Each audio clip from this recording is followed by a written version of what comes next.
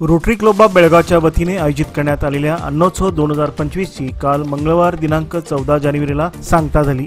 गेल्या 3 जानेवारीपासून आयोजित करण्यात आलेल्या अन्नोत्सवाला बेळगाव, गोवा, सिंधुदुर्ग, कोल्हापूरसह परिसरातील हजारो नागरिकांनी भरभरून प्रतिसाद दिला। या प्रकारे खाद्यप्रेमींना देशभरातील चटपटीत खाद्यपदार्थ चाखण्याची संधी मिळवून दिलेल्या अन्नोत्सवाची मंगळवारी सांगता झाली। समारोपाच्या दिवशी मकर संक्रांतीच्या निमित्ताने सरकारी सुट्टी असल्याने नागरिकांनी प्रचंड गर्दी केली होती। सावगाव रोड, नानावाडी, बेळगाव येथील अंगडी कॉलेजच्या मैदानावर यंदाचा अन्नोत्सव भरवण्यात आला होता। प्रतिवर्षीप्रमाणे यंदाही नागरिकांची अलोट गर्दी पाहायला मिळाली, त्यामुळे येथील स्टॉल धारक समाधानी असल्याचे दिसून आले। सर्वांना मनपूर्वक नमस्कार। अन्नोत्सवाची आज सांगता आज होत आहे।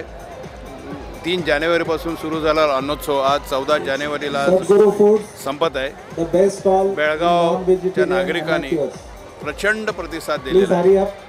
कालपर्यंत इथं आलेल्या लोकांची संख्या होती जवळपास 1,25,000 ऑफिशियली। आता लहान मुलांना तर तिकीट नाही आहे, पुष्कळशी आणि पासेस बेसिस असतात ते सोडून 1,25,000 कालपर्यंत झाले होते।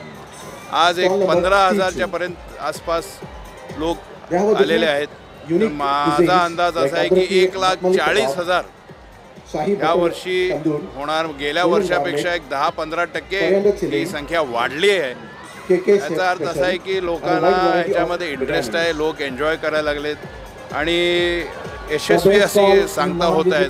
बेळगावकरांना मनापासून धन्यवाद। Thank you very much all the Belgaum people.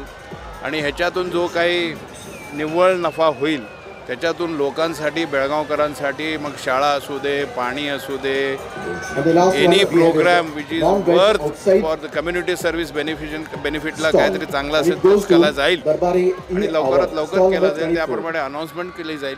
तर आणखीन एकदा बेळगावकरांना मनापासून धन्यवाद।